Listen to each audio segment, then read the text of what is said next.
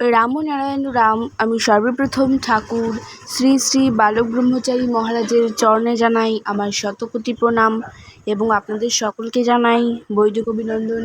রামনারায়ণ রাম এই বলে আমি আজকের তত্ত্ব ও আলোচনা শুরু করছি। মৃত্যুর পরে কি হবে সেটা আগে জানো। পার্ট 4।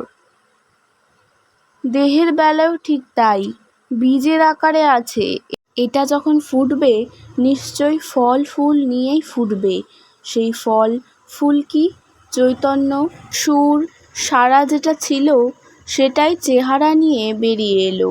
তার মধ্যে চেতন সচেতন রয়ে গেল। ফুল এখানে, তার থেকে গন্ধ বেরিয়ে গেল। তাতে ফুলের তো কোনো ক্ষতি হলো না, হাজার লোক গন্ধ পেল।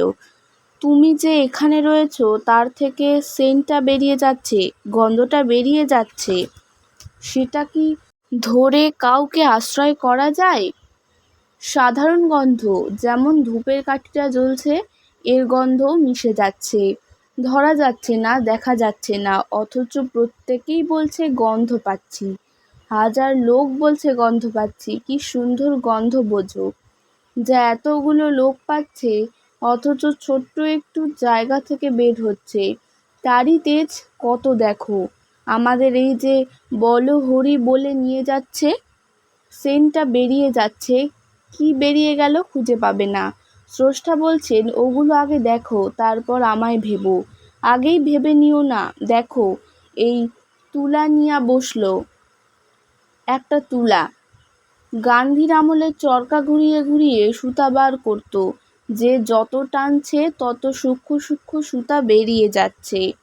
যে যত সূক্ষ্ম করে টানবে তার তত মূল্য বাড়বে। এখন আমাদের কি করতে হবে? সূক্ষ্ম সুতা টানতে হবে। হাতি আর মাকড়সায় খুব ঝগড়া বেঁধেছে। হাতি বলছে আমি হাতি, আমি সাংঘাতিক কিছু করতে পারি। মাকড়সা বলছে আমি ছোট ঠিকই, কিন্তু আমার পিছনটা দেখেছো? এইটুকুর খেলা যদি দেখাই তুমি অবাক হয়ে যাবে। হাতি বলে বলো কি? তখন মাকড়সা তাকে দেখাতে শুরু করলো। মাকড়সা কেবল সুতা ছাড়ছে, সুতা ছাড়তে ছাড়তে চলেছে। এইভাবে 25,000 মাইল চলেছে। হাতি চলতে চলতে আর পারছে না, চিত হয়ে পড়ে গেছে। ওদিকে মাকড়সা 3 প্যাচ দিয়ে ফেলেছে পৃথিবীটাকে, পৈতা বানিয়ে ফেলেছে। তাকে জিজ্ঞাসা করো দেখি, কিছু লয়ক্ষয় হয়েছে কি? সূক্ষ্ম টানা, সেই সূক্ষ্মেই যে সব কিছুর সমাধান, সেই সূক্ষ্মেই তোমার গতি। কোথায় যাবে? এর মীমাংসা সেখানেই। মৃত্যুর পর কোথায় যাবে সেটা আগে জানো। সেটা কিভাবে বুঝবে? ভাবে ভাবে আভাসে ইঙ্গিতে সূর্য উঠবে কি না সূর্য ওঠার 1 ঘন্টা আগেই বোঝা যায়। আভাসে ইঙ্গিতে এমনভাবে বুঝিয়ে দিয়ে যাচ্ছে, যার দ্বারা প্রমাণিত হয় আমাদের পরিণতি কি, গতি কোথায়। সেইটাই যদি খুঁজে পাওয়া যায় তাহলে আমাদের চলার পথে অনেক কাজ সহজ হয়ে যায়। সেটা অতি সূক্ষ্মভাবে তোমাদের বুঝিয়ে দিয়ে যাচ্ছে। এতে অনুমান সেই কল্পনা নেই। জীবনে চলার পথে আমাদের কি পাথেয় দরকার সেটাই আগে জানা দরকার। না হলে এক জায়গায় কেউই থাকতে পারছি? 1 থেকে 25 থেকে 50 বছর কোনো অবস্থায় একভাবে কেউ থাকতে পারছি না, তারপর শেষবেলাও থাকতে পারছি না। আমরা পরিবারযোগ যাত্রিক সন্ন্যাসী, আমরা ত্যাগ করতে করতে চলেছি।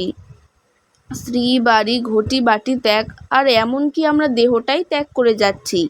এই যে রোজ খাচ্ছি 2 সের দুধ, 1 পোয়া ঘি, ছানা, মাখন, চাল ডাল, ভীমের খোরাক, এসব যাচ্ছে কোথায়?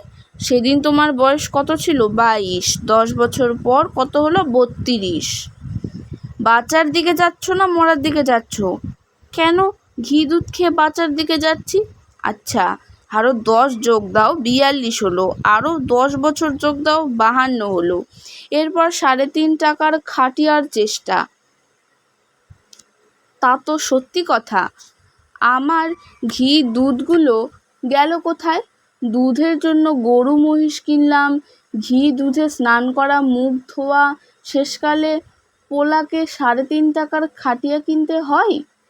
এত খেয়ে এই যদি পরিণাম হয় তাহলে লাভটা কি হলো? খেয়ে যদি নাই বাঁচতে পারলাম তাহলে সেই খাওয়াটাই লাভ কি? পৃথিবীর সব চাল ডাল খাইয়ে দাও, তবুও ক্ষুধার নিবৃত্তি নাই। সকালে খাও, দুপুরে ক্ষুধা, দুপুরে খাও, বিকালে ক্ষুধা, এবেলা খাও, ওবেলায় ক্ষুধা। দেশে একজন ছিল, ছোটবেলায় দাদু ডাকতাম। এক নিমন্ত্রণ বাড়িতে প্রায় 100 খানেক রসগোল্লা খেয়েছেন। সন্ধ্যা হয় হয়, বললেন দাঁড়াও, তাড়াতাড়ি তালগাছে উঠে আনন্দে বলে উঠলেন, আছে আছে, দেখা যাচ্ছে। ডোবেনি, একটুখানি দেখা যায়। রাতে মুসুর ডাল আর ডালের বড়া দিয়ে দিলেই হবে 4টি ভাত। বামুন মানুষ তো, সূর্য ডুবে গেলে খেতে নাই। আজকের তত্ত্ব ও আলোচনা আমি এখানেই শেষ করছি। দেখা হচ্ছে পরের ভিডিওতে। ভালো থাকবেন, সুস্থ থাকবেন। রাম নারায়ণ রাম।